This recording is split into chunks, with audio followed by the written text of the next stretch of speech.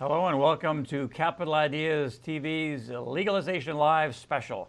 Thanks a lot for joining us. I'm Mark Bunting, your host today. Our guests are Bruce Campbell, Portfolio Manager of the Stonecastle Cannabis Growth Fund, Tyler Robson, the CEO of Valens GroWorks, and Mark Lustig, he's the CEO of Canna Royalty.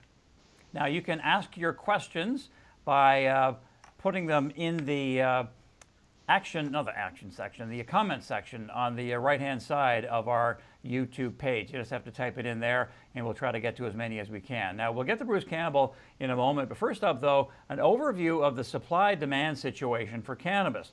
Now that consumers can buy recreational cannabis in Canada, they might want to be wise to exercise their rights sooner than later. By all accounts, licensed producers won't be able to keep up with all the pent-up demand finally being unwound. Now, this forecast from Auxly Cannabis Group predicts demand for marijuana will outstrip supply for the next 3 years or so. The simple reason is there has not been enough lead time for producers to stockpile their product and also to refine it into extracts that can last longer. Plus, many cannabis producers are still in the process of expanding their capacity and have international supply agreements to fulfill. Other cannabis companies and analysts have crunched the numbers and come to the same conclusion as Auxly, and that means it'll be a seller's market for the time being, and with it, possibly higher margins for producers. Now it's time for our first guest. Let's take a look at a bio board here for Bruce Campbell. He's the founder and portfolio manager at Stonecastle Investment Management, co-manager of the Stonecastle Cannabis Growth Fund, along with Spartan Fund Management. That was launched in mid-September. Bruce is a CFA, and he has his Chartered Alternative Investment Analyst designation as well. He's a frequent guest on Capital Ideas TV and on BNN Bloomberg. That's where I first met him many moons ago. He's in Kelowna. Thanks a lot for joining us today, Bruce. Yeah, thanks for having me. I'm actually in Vancouver today, Mark. Oh, okay. All right, but you're based in Kelowna, lovely Kelowna, right? That's right, yeah, beautiful Kelowna. Okay, very good. Let's start here. I want to take a broad approach to start with, Bruce, and then we'll drill down on some of your investment ideas in the sector. But I'm wondering, when was the realization for you, and when did you have sort of an aha moment or an epiphany that cannabis was going to be big and that you wanted to be a part of it and you wanted to learn as much as possible? Yeah, it actually goes back to 2013. And we had been sort of tracking what was going on with popularity of cannabis and sort of what the public opinion had been of cannabis and how it was changing. And then we saw the government changing the legislation from the MMAR to the MMPR. And at that point in time, we were quite interested because of the fact that we looked at it. And at that point in time, we thought that it was going to be a medical-only market, but we thought it was going to be a limited license program so that there would only be a select number of licenses. We thought it would be probably less than 20 to begin with. And so right around that same time was when we started hearing rumblings that there was companies doing capital raises to try to work towards being public. And we invested in a company called Tweed in 2013, which of course is now Canopy. And that was the first foray we had into the sector. And then 2014, we invested in a number that went public during that year. Do you still hold some of that early Tweed/Canopy stock? I wish I did. We thought we got cute and traded it out. We've traded it several times since then, but probably would have been best, especially from a CRA perspective, to just hold it that whole time and not be paying all the capital gains we have over the times trading it. Now, Bruce, as the years have gone on, how would you say your approach to cannabis companies has evolved in terms of looking for fundamentals and strong management teams and good business models? How has that changed? Well, the sector itself is really growing up. So when we first got into the sector, we were really surprised, given that we had been generalist investors in all aspects of the market before that, with the management teams, and we were not surprised in the positive, but surprised on the negative. But what we've really seen now is that the management teams are much more professional, and even the management teams that are coming to the market with the existing companies have really improved. So you're seeing, board members get added. You're seeing management team members that get added that have really been significantly different. And then the next thing that we really sort of evolved and have looked at was, at one point in time, we were only focused on licenses, and then we were looking more at capacity, and now we're starting to dig into more of the details as far as what they have from supply contracts, both in Canada and internationally, in say in Germany, where their cost of production is, what their selling price is going to be, how they've allocated their capital, because the sector has been able to raise capital fairly easily, probably easier than most other sectors that we've seen.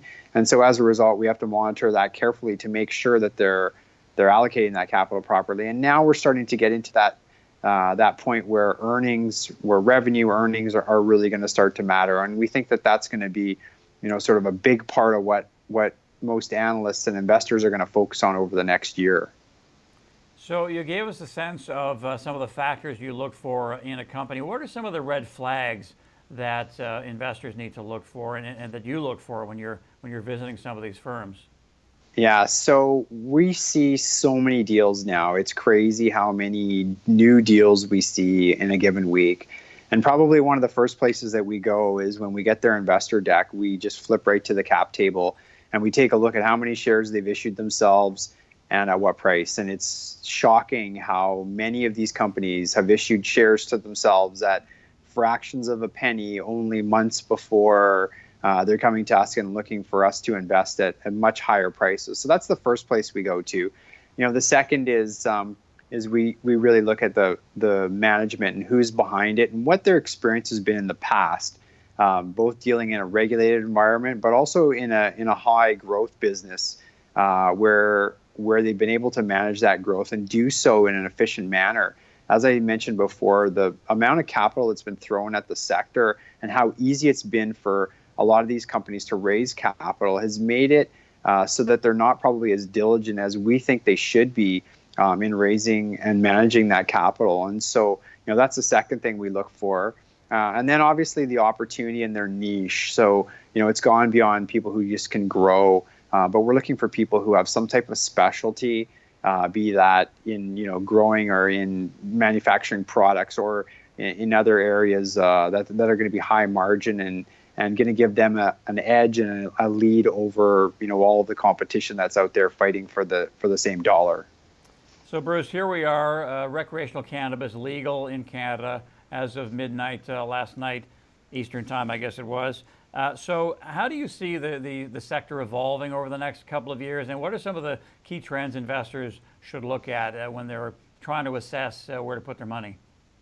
Yeah, I mean, it really depends, I guess, on where you're going to be investing. So, if you're looking at Canada, we have really moved away from, investing in any of the new startup LPs that, are coming to us and talking to us about the fact that they have a license to build. We really think that they're behind the game. So we're looking for people that have, something that's unique to them and something that's going to differentiate them. We're looking for valuation.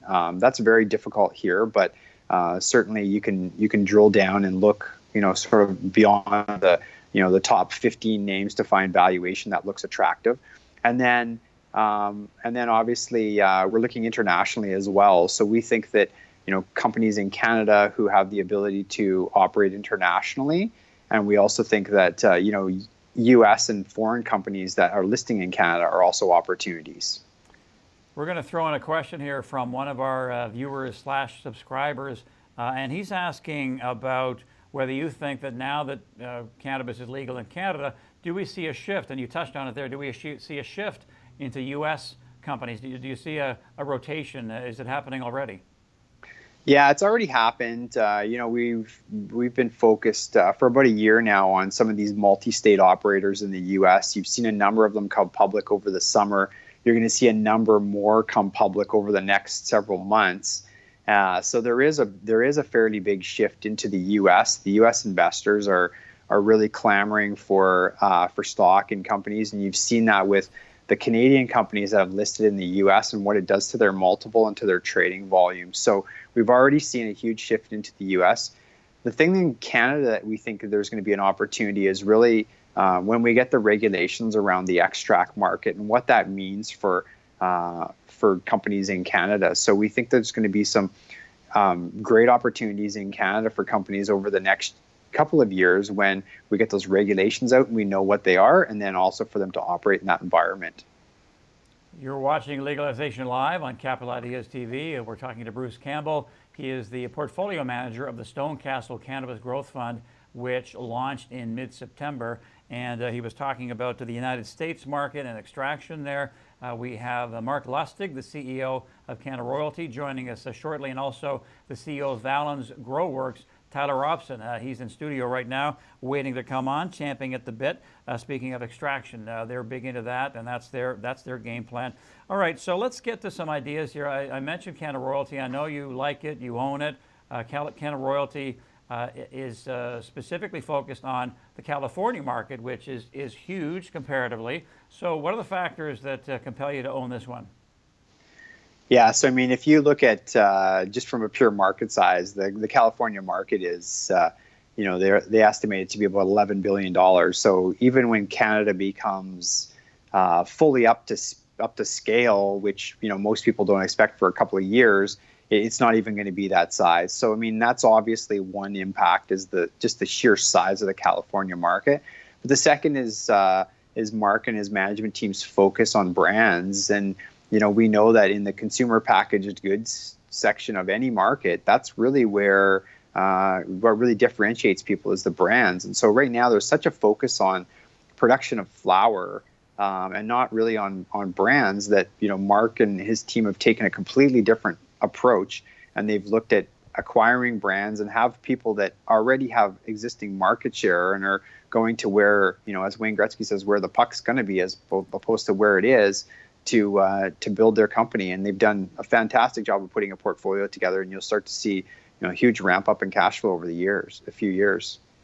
All right, let's talk about Village Farms now. This is a company that we've had on Capital Ideas a number of times, and the first appearance coincided with the stock shooting higher. And this is a company that has been on the TSX for years, producing the vegetables primarily, and then over the last while they've been very aggressive in shifting a lot of their capacity to cannabis production in BC and in Texas, I believe it is. So tell us about Village Farms. What are the prospects here? So one thing that I don't think most people really give enough credit to is how difficult it is to grow cannabis at scale. And, there's lots of people who have grown it at small sizes. It hasn't really been grown in large scales in greenhouses, and certainly not done so in Canada.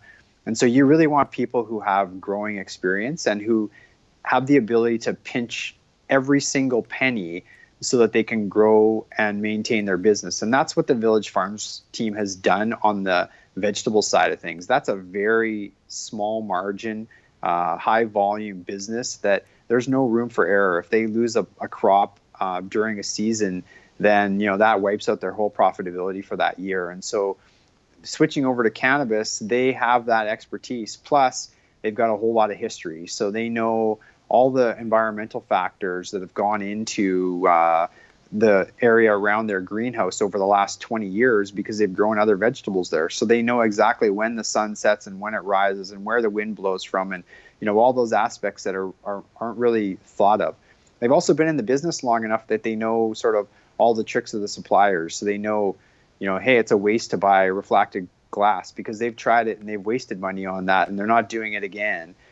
So their really specialty is really growing. And so you're investing in a company that will be, focused on that when a lot of other people are, trying to do multiple other things. They're trying to be consumer packaged goods companies, but they're also trying to grow. These guys are going to just continue to operate, do a good job. And right now, if you look at the valuation that's trading at, the supply contract that they have with Canopy probably takes into account their production. And then, they still have upside for more production in their facilities. And then they also have the whole Texas operation, which they're not doing anything with now. But if you were to see something change in the U.S., obviously it would be a huge source of supply in the U.S. Now, ORGANIGRAM is a company that we presented to our viewers and subscribers, actually subscribers back then, in the digest in August of 2016. Stock was trading around $1.40. Look where it is now. It's up around $8. And I know that a few analysts have jumped on board here recently, initiating coverage. You like it, you own it. They're out east. So tell us about your interest in ORGANIGRAM. So it was one we talked about in 2014, investing in a number of different companies, and it was one that we invested in right at the get-go. We met with the management team and was impressed with what they were building there. They've continued to execute really well. They really dominate the East Coast. They're in a number of different supply agreements with different provinces. The thing that you've seen, and they actually had news out today, but the thing that they continue to pivot on is they raised some money. They did that $100 million financing back several months ago now. And they talked about the fact that was going to be for international expansion. And we think that this continues to be a global opportunity. And so they just announced a deal in Germany today. They hired a gentleman probably about 3 or 4 months ago now that's going to head their international expansion. So they're also expanding internationally. They also have a deal with the Green Solution, TGS, out of Colorado. TGS is going to build a facility for them to do all the extracted products. And so they've got a real head start there because they have somebody who's already done all these extracted products. And then it's a function of just selling and marketing those once we know what the rules are. So they've got that covered off as well. If you look at their cost of production, it's extremely low, and their efficiency in the square footage that they have is unbelievable because they have this 3-stack growing method, which they were kind of revolutionary with. I think a number of people have gone with it now, but at the time, no one had really heard of it or wasn't really successful, and they've proven that they can get great yields. Okay, Bruce, I'm going to fire a few questions at you here. I'm quite sure you cover these companies, or at least know them. East West Bioscience, this is from Matt. Do you know anything about it? We just interviewed the CEO a while ago today, and we'll have that interview within about a week or so for our viewers. But tell us about East West Bioscience, a lot different sort of approach to the market. You stumped me on that one. That's one I don't really know too much about. How about that first one right off the gate? Okay, sorry about that. Didn't mean to put you on the spot.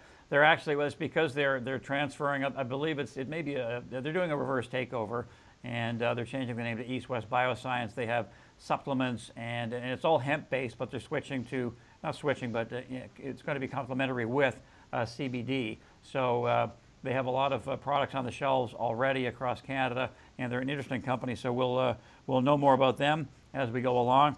Another question here on C21. I think you know about C21 for sure. So this is from Matt. He wants to know about C21.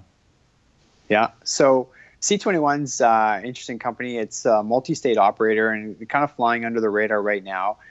They're just in the process of trying to close a few transactions. Their big one is in Nevada, and don't think Las Vegas, think northern Nevada. So they're around the Reno area, specifically Sparks, Utah, which is close to where Tesla has their big plant and Amazon has their big plant. And so these guys are just in the process of buying a dispensary there. They're doing effectively a roll-up strategy. So they're using their stock to go out and make these acquisitions, trading super cheap. Right now people are just waiting for them to close that Nevada deal. Once that's done, I suspect the stock probably really starts to move because, then it's vended in, paid for, and at that point in time, then the revenue's all falling down to their bottom line. But everything that we see from the team there, we like. Okay, do you follow the Australian market at all? We have a question from Scott. What do you see as the best way to play potential legalization in Australia? Is that something you're comfortable answering or not really? We've looked at Australia. We haven't gone into a lot of depth with it there. We think that they're probably 3 years behind where they are in Canada. We sort of watch AusCan a little bit. We've got a small investment in LGC, which has an Australian operation. But that's been the extent of it so far. We haven't invested anything directly Australia. All right, now we're getting ready to talk to Tyler Robson. He's just sitting off camera here. He's the CEO of Valens GroWorks. This is a company that you helped us introduce us to, and we know a lot more about them, and we're certainly going to know a lot more from Tyler in just a moment. But tell us about your interest in this company and why you hold it in your fund.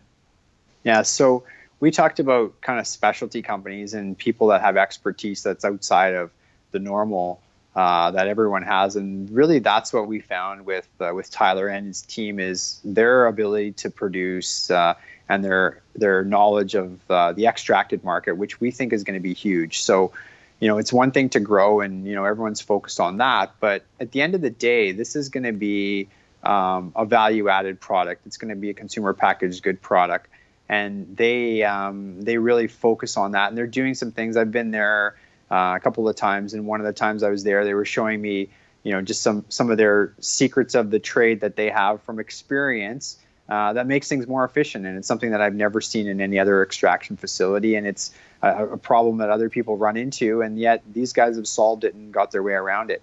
The other thing that's really interesting about Valens is beyond, sort of the ability that they have to generate huge cash flow from doing all this processing on the extraction side, is they signed this deal with Terrakino. So you probably want to quiz Tyler on what that means and where that goes, because we looked at Terrakino a while back as a private company to make an investment. We haven't, but certainly their technology is very interesting. So that partnership could mean a lot once we get the full extracted market coming out in a year from now.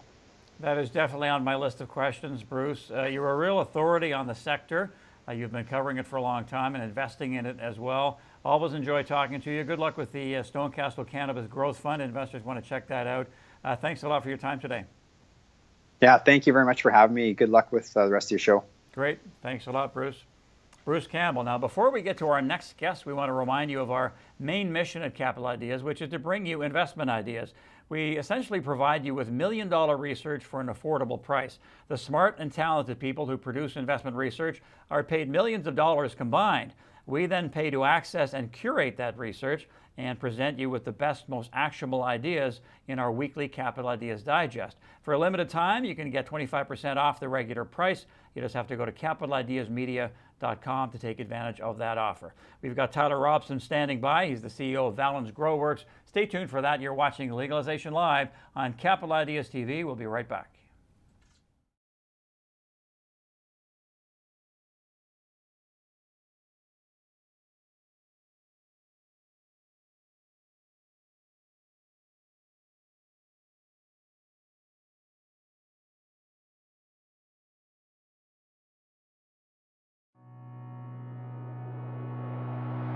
We feel like we're the wave of the future in terms of how people test for things. We anticipate being the first sample-to-answer instrument that can process up to 22 pathogens at a time. Whatever you want to test for, you can do it on your own. You don't have to ship it away to a lab. You don't have to have an expensive microbiologist. It's something you can do on site. You collect that sample, you input it into the machine, you hit a button, an hour later you get the result you're looking for.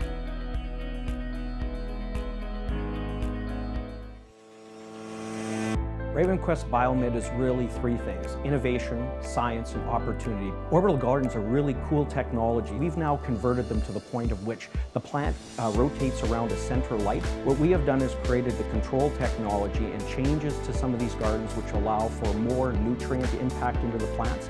So what it allows for us is to get high density within a very small space, which overall is going to lower our capital costs and our operating costs.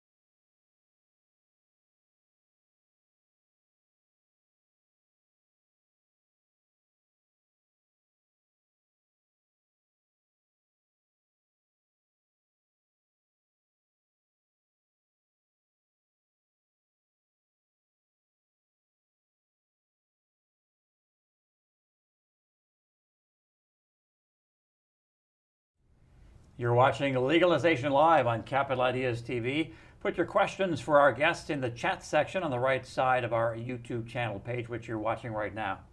Now, some interesting stats here, according to Shopify. This is from Amber Mac Media, Amber MacArthur, whom we used to work with tangentially over at BNN back in the day.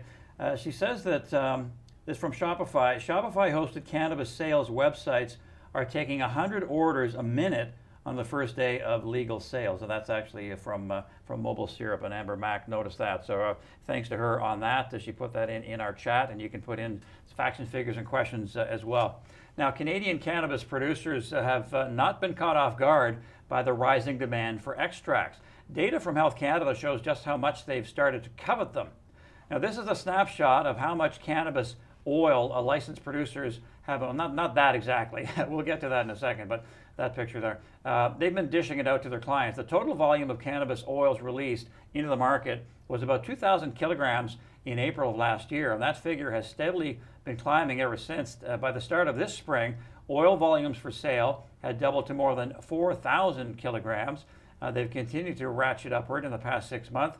It may be day one for Canada's recreational marijuana market, but it's hardly the beginning for cannabis companies. They've been preparing for this big day for years, and that's meant more than keeping up with changes in the law. Even more important has been keeping up with changing consumer habits, and there's been a notable shift over the years. Now, here's a look at a survey of how cannabis users consume their product, courtesy of delivery service Ease. 2 years ago, the vast majority of consumers smoked dried marijuana, represented by the dark green bars on this chart. Today, it's more even split between dried buds, vaporizers, and other means such as ingestibles, beverages, tinctures. Now, those alternatives are expected to continue gaining favor among consumers in the years to come. And it stands to reason that companies that are best able to make the high-quality cannabis extracts needed to make them will outperform the rest. And that's where Valens GroWorks comes in. That's their forte. The firm operates cutting-edge extraction facilities that meet the highest global standards. And the company is aiming to become the largest cannabis extraction company in North America. Now, we have Tyler Robson joining us right now, and we want to let you know that we're going to show you a bio board here. First up, he is CEO and director of Valens GroWorks. Ticker is VGW on the Canadian Securities Exchange. Previously, he was COO. He's a master grower with more than 10 years experience, and he has his Bachelor of Science from the University of Saskatchewan, where he says he played football, and off camera he said, I didn't play that much. He was being modest, but he played football, college football. How are you, Tyler? Nice to see you. Yeah, good. Thanks for having me. So I want to ask you first off about this ad here in the Globe and Mail from yesterday, and there's your logo.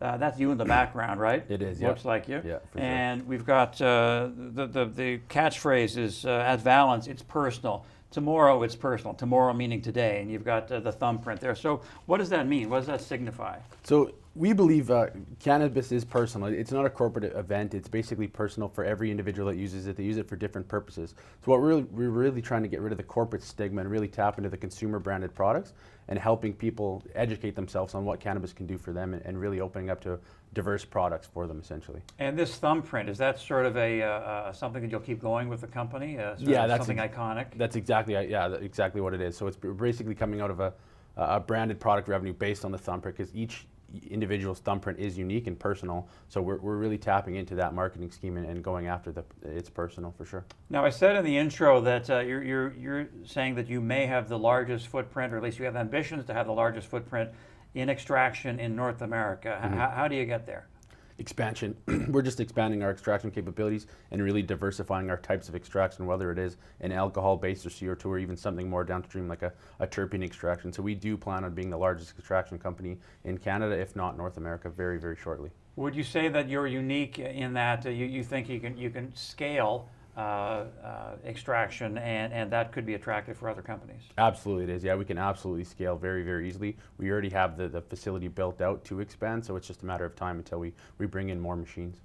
Now, you said before that yes, today, October 17th, 2018 is a big deal, but you're looking to October 7th, 2017 of next year, 2019, sorry. Yeah. I got to slow down. That's okay. October 17th, 2019. Yeah. So concentrates, ingestibles, beverages, that's sure. you're going to be your real focus. How come? Absolutely. So if you look at any mature market in cannabis, whether it's Colorado, Oregon, Washington, California, sales go down month after month, and people are getting into different types of delivery systems, different products, different tastes essentially. So that's where we're really focused on, because at the end of the day, flower will commoditize, and it's what are these companies going to do when that hits? And we're focusing more downstream than most companies are. And I think that's why our market cap has suffered a little bit, because everybody understands X amount of square feet means X amount of market cap. People don't really understand the extraction space yet, but I think the general population is starting to. So we're excited for them to kind of get a better understanding of what we offer.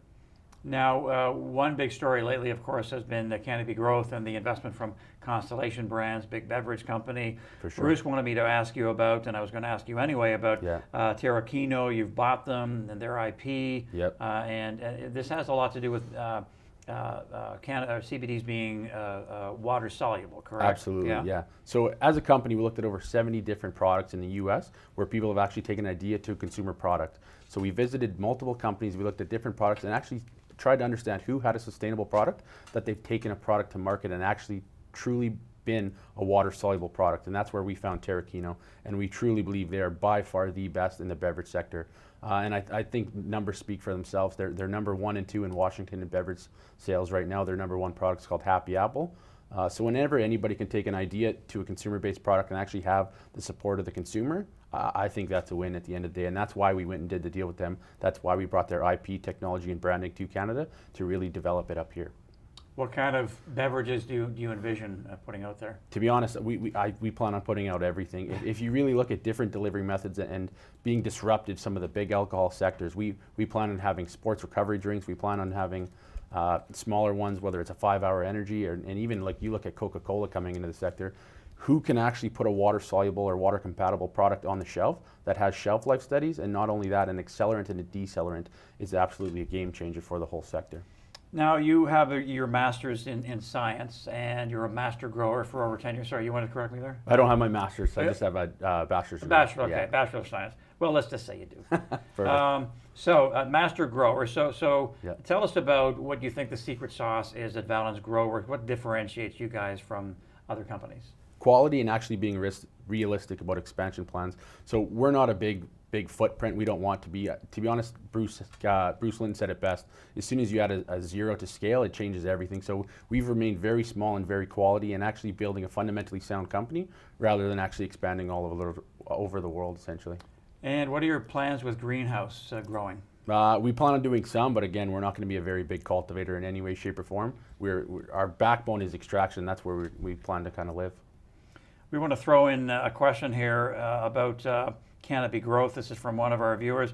Ask Tyler to clarify the deal with Canopy growth and how it works, and when we can expect to hear something about it in the news. Yeah, so I can't comment too much more on the Canopy agreement because it's not public. We obviously have signed the Craft Grow agreement where they'll do distribution for us and basically buy our products for the next 4 years. That's as far as I can kind of elaborate on that one for now until more information kind of develops. Fair enough. You're being prudent. Yeah. Now, what about your international prospects? You have some letters of intent in Australia, in South America as well. What are your ambitions there? So we are obviously looking at the international distribution platform. That's why we did a deal with Australia. We seem to think they're 4 to 5 years behind of kind of where we are. So we obviously want to tap into that market and really help them out in any way we can. Also, obviously, you have to look at South America. They're going to be the lowest cost producer. So when Health Canada does open up a supply chain from South America or Latin America to Canada, we need to make sure we're focused on that as well. You recently raised $27 million. So what can you tell investors as far as what you're going to use that money for? What are some of the milestones we can expect from Valens over the next year or so? For sure. So most of it's going for capacity and market share of extraction. There's X amount of product that's going to need to be extracted in 2019, 2020. We want to make sure we have the capacity to actually fulfill orders and make sure we're grabbing those contracts while they're available. Now we're looking at your chart, and you had this huge pop a few months ago, as a lot of companies have done. But what's it like as the CEO of a public company now, where most CEOs say, well, I don't really pay much attention to the stock chart, but obviously most of you do. So what's it like being a public company and seeing all this the roller coaster ride in the sector. It comes with ups and downs for sure, and we're definitely paying attention. If anybody says they're not, they're doing a terrible disservice to their shareholders. We're very closely monitoring what's going on with our stock price. But at the end of the day, we're a fundamentally sound company that's not really telling the story enough yet. So we're going to make some moves to really get their story out there, because at the end of the day, right now, we're trading at a 3.58 times multiple of the sector. The industry standard is almost 30 right now, and some companies are trading at over 100 times multiple. So if you actually put us on an even scale with some of these other companies, we're tremendously undervalued. And is it just about getting the name out there, doing these kinds of things, putting ads in the Golden Mail? That's exactly what it is, yeah. It's time to tell our story, and we've been very quiet, kind of keeping to ourselves in the Okanagan, building a strong company, so now is the time to really show everybody who we are. And at the end of the day, I just want to be compared on an even level with some of these other guys, and if you do that, our stock price absolutely skyrockets. And can you give us some revenue and earnings projections, or is it a little early to do that? It is a little early because it's technically not here yet, and we really don't know what Health Canada is going to do as far as legalization of edibles, beverages, concentrates. But right now we're projecting a very, very conservative number of 30 million in EBITDA next year. It could be much higher than that, but we're comfortable throwing out 30 million in EBITDA next year. All right, and last question for you, and it's a technical one. Yeah. Valens GroWorks was the first in Canada with the accreditation ISO 17025. What does that mean exactly? Well, it just goes to show how well we execute as a team. So everything we've gone after, whether it's a licensed dealer, ISO 17025 accreditation, a licensed producer, we've hit every milestone we've gone out to do. So it's really about execution for us, and that's a great accomplishment for our team over at Valens, the ISO accreditation. So basically what it did is use cannabis as the matrix for validation in the lab. So we're the first ones to actually get that. So it's very, very big for our scientific team, and they've worked very hard to get that.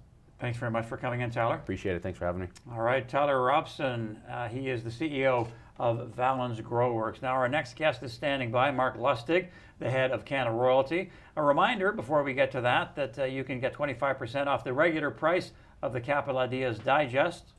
You just have to go to capitalideasmedia.com to take advantage of that. So Mark Lustig standing by. Stay tuned for that. You're watching Legalization Live on Capital Ideas TV. We'll be back in just a moment.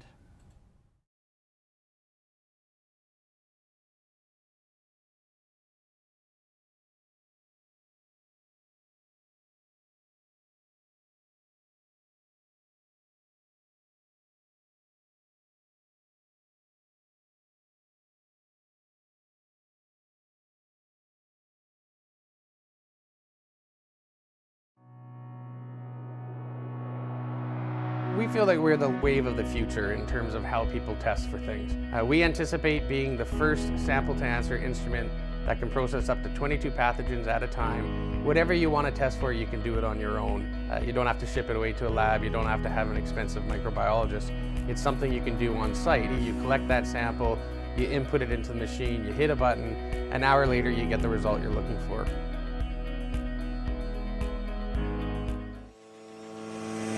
RavenQuest Biomed is really three things: innovation, science, and opportunity. Orbital gardens are really cool technology. We've now converted them to the point of which the plant rotates around a center light. What we have done is created the control technology and changes to some of these gardens which allow for more nutrient impact into the plants. So it allows for us is to get high density within a very small space, which overall is going to lower our capital costs and our operating costs.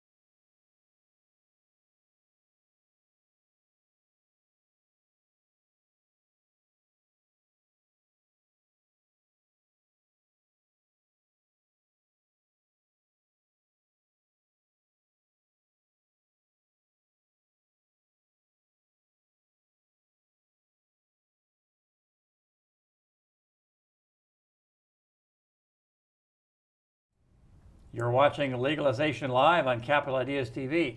Put your questions for our guests in the chat section on the right-hand side of our YouTube channel page, which you're watching now. We're getting a number of them coming in. Now, only a handful of countries around the world have legalized cannabis for either medical or recreational purposes. That means the rest of the world is eyeing Canada as a framework for their own policies, and no country is more important for the industry than the United States. Research firms BDS Analytics and ArcView estimate that cannabis spending in Canada will reach $5.5 billion by 2022. But that pales in comparison to the U.S., which is expected to balloon to more than $23 billion in the next 4 years. That forecast hinges on how readily the various states legalize cannabis and if the federal government budges on its own policy. Canadian companies will be watching closely. That's because the U.S. market is a phenomenal opportunity for them to export product at a low cost. When it comes to cannabis culture, there's no bigger tastemaker in the U.S. than California. The Golden State is home to the industry's top growing talent, savviest celebrity endorsers, and a discerning consumer base. They set the trends and the rest of the world follows. There are hundreds of brands fighting for shelf space in this cannabis capital, and it's in that fragmented market that opportunity knocks. All cannabis retailers in California have to buy exclusively from licensed distributors. That effectively makes them the gatekeepers for which products do and don't succeed in the market. Now, any brand looking to break into the Golden State will likely want to partner with a distributor to ensure they get an inside track with consumers. And this sets distributors up for a lucrative deal in the marijuana market that's expected to grow to about $7 billion in California by 2021, nearly double the size of the entire Canadian market. Canada Royalty is rapidly becoming one of those key distributors.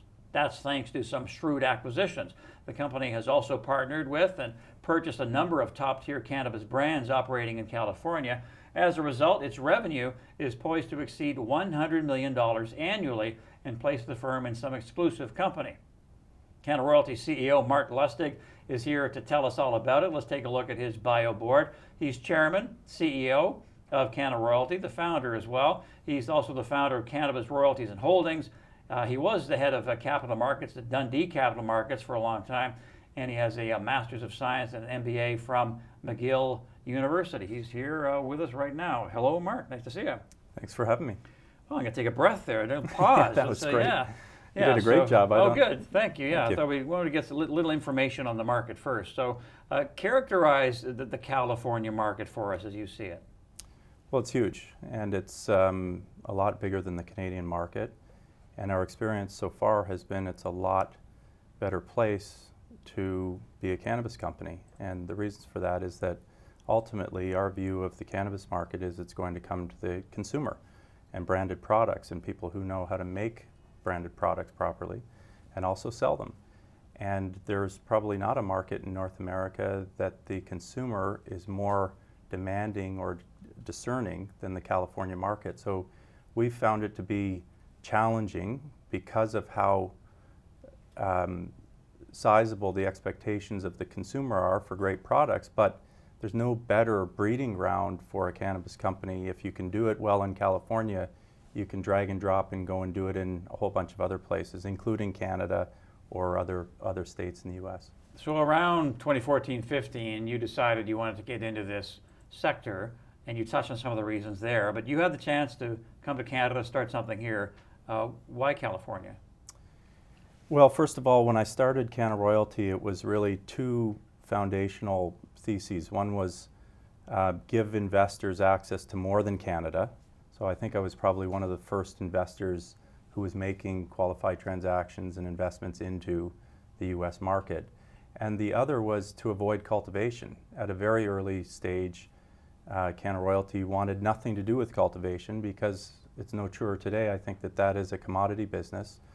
I typically use an example of Heineken and the fact that you wouldn't know where those hops are grown and which farmer grows it.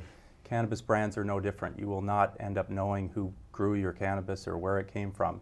As long as it meets certain standards in quality and is clean of any kind of contaminants, then it will be an ingredient alongside other ingredients to make products. And so that was the foundational thesis that Canada Royalty was built off of. But as I started to invest in the U.S., it became very clear that California was the market that we wanted to dominate. And again, coming back to the point of the consumer, how significant brands are, you'd mentioned it in your introduction. We believe that anything that touches cannabis is going to, one way or another, had to come through California in terms of brand recognition. So we decided to start there and then expand from there. And something else I touched on in the introduction was the distribution model in California. How does that play into your strategy? Well, you nailed it again in the intro. The distribution is the gatekeeping function of the marketplace. So we would be able to see which manufacturers and which product segments, including, by the way, our own branded products. At the moment, we have 5 of our own branded products that we're selling into the 500-ish dispensaries that are in California today. But it also gives us a great view on manufacturers that have other great branded products. And what we're really doing longer term is we've put together this network of distribution assets, which is second to none, but we're ultimately leveraging that distribution network to go to a manufacturer and say, hey, look, you're lacking capital or you're lacking expertise on branding or you need our distribution. We will acquire brands and ultimately leverage the distribution model to be a portfolio of branded products, not different than what Constellation has done or Diageo or the types of branded product portfolios that you see in the alcohol business. How big is your market share, would you say, in California? It's tough because in 2018 was the first year that cannabis became recreationally legal, so the data is very fresh. We look at it, if you want to take distribution percentages, there would be, we'd be currently in about 75% of all dispensaries in California. Now that number is changing, the number of dispensaries is being added to on a daily basis. It's our goal to be over 80% by the end of this year in terms of penetration into legal operating dispensaries in the state of California. You recently struck a deal to buy RVR distribution, and you call this a transformative deal, and you say that that essentially gives you an annual revenue run rate of $100 million. Where does that stack up against some of the bigger players? RVR is the largest licensed distribution asset in the state of California. Prior to acquiring RVR, we'd acquired another distribution asset called Alta. Together, both Alta and River in 2017 did about $32 million US of revenues. Obviously, in 2018, the market has grown. You mentioned the size of the market, and it's our estimate that in California alone this year in legal revenues, it will surpass $4 billion of US sales of cannabis products in 2018.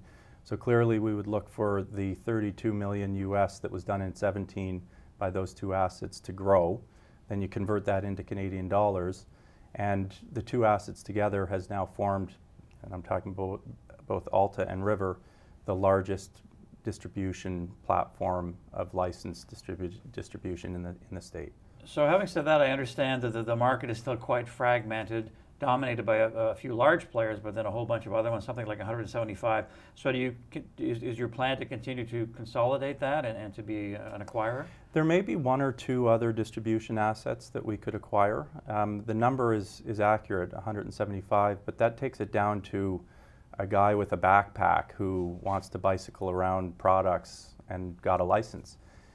What you end up finding in the distribution game is that it's a big boy scale game, so it becomes very difficult to buy warehouses, buy real estate, buy fleets of trucks, hire the types of people that are going to drive those trucks or sell those products and manage a warehouse. And so it's not as easy as the 175 number would represent. You referred to it. There's a separation of large licensed distribution companies from the rest.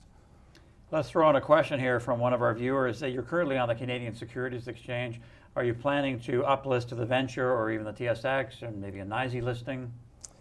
So thanks for the question. In Canada, investors are probably aware that the TSX has had a policy, which includes the Venture, that their listed companies are dealing only in the Canadian cannabis marketplace. The line gets a little bit murky, given that Canadian licensed producers who are TSX companies, I think, are actively pursuing investments in the US. We can get into that later. And so we will remain a CSE company until the TSX changes its policies regarding Canada only. In the US at the moment, we do have a listing, and the volumes in the US are actually now competing with the volumes in Canada. It's probably somewhere between 500,000 and 1 million shares a day. And our listing in the US is CNNRF, which is the QX exchange. It will be some time. I know that Tilray and Kronos are both Canadian listed names in the US, and that's attracted a lot of investment interest. But again, both the NASDAQ and the NYSE also don't want to have companies that are touching US assets because of the federal ruling and law there. So Canadian companies for now will be able to list on NYSE or NASDAQ if they're Canada only and not touching the US. Okay, and we'll get back to the federal situation in the U.S. as it pertains to cannabis in a while. So here we are, day one, legal recreational cannabis in Canada. So from your perspective, does it always boil down to consumer, brands, and marketing? 100%. The cannabis business really, the way that we look at it is that it's a consumer packaged goods business, not different than alcohol or tobacco for now as it relates to recreational products. It will be some time before, in our opinion, cannabis becomes a true medical product, and that's when proper clinicians have done true medical research to tell me that this treats my anxiety better than it treats your anxiety, and we're different sizes and different shapes, and how you should dose it, and all those different things that go on in the pharmaceutical industry need to happen in the cannabis industry. So for now, our view is that this is a recreational product, and that the best analogs would be the alcohol business or the tobacco business. You bought 180 Smoke recently, and that was a fair-sized deal, wasn't it? Several hundred million, am I right? No, 40 million. Why am I Yeah, thinking? 40 million. Okay, I'm mixing up a You're different thinking deal. of other Canadian licensed producers paying those prices. Yeah, maybe. No, I'm thinking of another deal. But so you bought 180 Smoke, and tell us about the importance of this. Well, I mentioned earlier that our model is to dominate California as best we can, and then drag and drop what we've learned into other jurisdictions. Now, we're Canadian, we're a Canadian company. A lot of our shareholders are in Canada. A lot of the value of cannabis companies has been driven out of Canada and the Canadian investor. And so when it comes to 180, here you have a retailer of vaporizers, ultimately, for the e-liquids business. But in our opinion, this is about the customer. So there is no better way to acquire a cannabis customer than through this acquisition. So the way that the acquisition is structured is that it's $25 million. $2.5 million of that was cash. The rest is in stock. The owners of that business join Canna Royalty. All of the employees of 180 join Canna Royalty. They have 26 locations across Canada today. 16 of them are in Toronto. And ultimately what we're doing is we're applying to convert a number of those locations into cannabis retail shops. And ultimately, to your question, it gives us access to consumers. And our bet is, unlike Canadian licensed producers that have paid a couple $100 million for a couple of coffee shop designs, ours is a true business that's currently doing $12 million in revenue, run rate for 2018, earning money, profit, and who ultimately has a customer base, 80% of which are cannabis consumers. So we feel like we've acquired the ultimate consumer here through a functional business that's transacting properly every day. Okay, let me use that as a leaping off point to get back to revenue. In your most recent quarter, you were profitable on an adjusted basis. You sold some non-core assets, but on a net basis, not just yet. So when do you see yourself being profitable? Easily through 2019. Okay.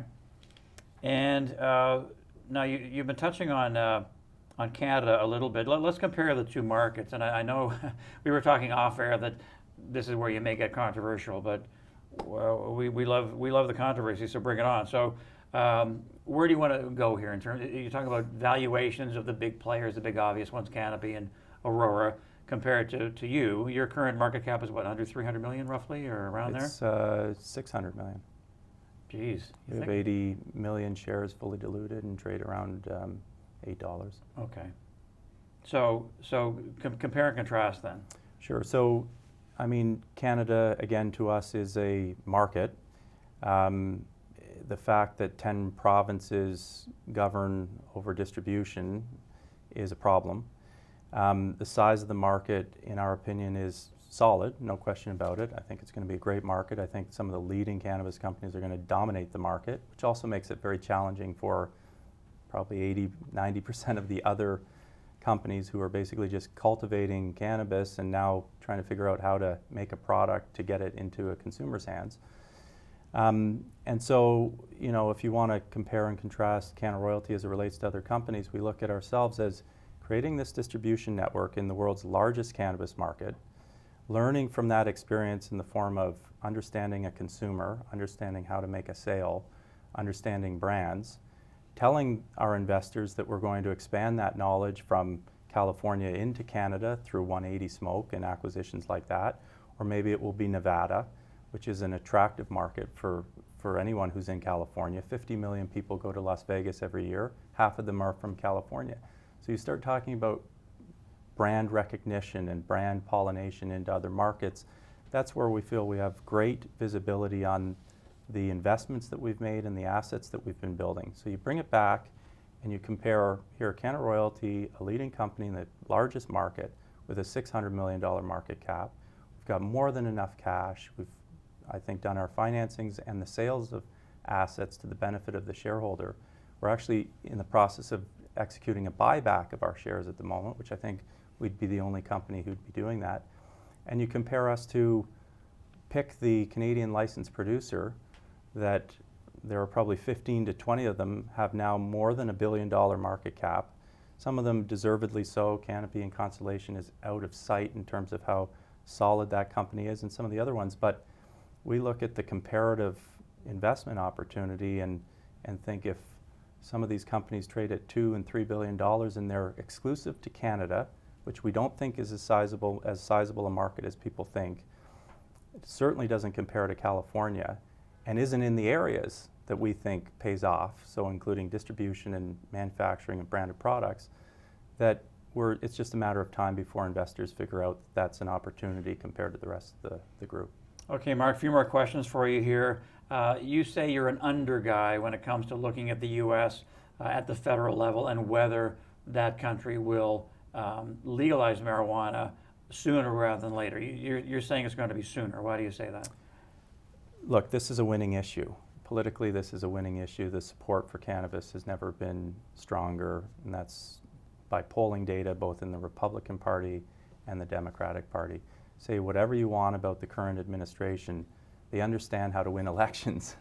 And if you're doing the math right and you see that the public support for cannabis is somewhere in the order of 80%, and you're approaching 40 states that in one way or another are either medical or recreationally legal, then this is a winning hand. And so you start looking at the data that's coming out of a place like Colorado, where you're seeing jobs, taxes, economic stimulation, and then you're seeing positives on social policy, including reduction of opioid addictions and other types of policies that the population was sort of made to believe weren't ever going to happen. Those are happening now. So I think public support for cannabis is growing, and I think politicians understand that, and I think that that will manifest itself in progress. And I'm not saying that federally the U.S. government is ready to legalize. I think it'll take the form of giving the states the independence to make these decisions and govern themselves accordingly. So there was some legislation about 6 months ago that corresponded to gambling, and it was the same outcome. The federal government said, this is your jurisdiction and you can decide what you want to do on this policy. And so that's the way that I think this will play out, probably sooner than later. All right, Mark, last question for you from a viewer. Do you believe you're going to be a takeover target by one of the bigger players that you were touching on earlier due to your U.S. exposure, or are you more an acquirer, an acquisitive type of company? Great question. First of all, Canada Royalty will continue to grow both organically and by smart acquisitions like some of the ones that we've talked about, River or 180 Smoke. So we will grow by acquisition. However, to be, in my opinion, a leading cannabis company in the largest market, doing the right things, both distribution and marketing, branded products, manufacturing of branded products, makes us an extremely valuable asset for companies that are bigger than us. And so I think that that's a possibility. But obviously with possibilities like that, you have to look at shareholder base and what that shareholder is expecting. I would be still one of the largest shareholders, and we have a number of great shareholders who it would be a cold day in hell before they gave up shares in our company at a price that didn't make sense as part of an acquisition. So, I think that, our value is there to be acquired by a larger company, but the price isn't anywhere close to where any of our shareholders would be interested. So if, pick a name, Aurora, Canopy, Altria, whoever came by and said, here's what we're offering, and the price was right, like any kind of a company, you'd consider it. Hey, look, I'm in this for our shareholders, and I'm one of the largest ones, and so obviously at some price, everything's for sale, but it's nowhere close to here. Thanks for the insight today on Canada Royalty. We appreciate it. Thanks for having me. Thanks a lot, Mark Lustig. That is our show. Thanks for watching. Thanks for taking part. A reminder that for a limited time, you can get 25% off the regular price of the Capital Ideas Digest. Go to capitalideasmedia.com to do that. Thanks again for watching and taking part, and for all your questions. We'll do this again. We'll see you next time. Take care.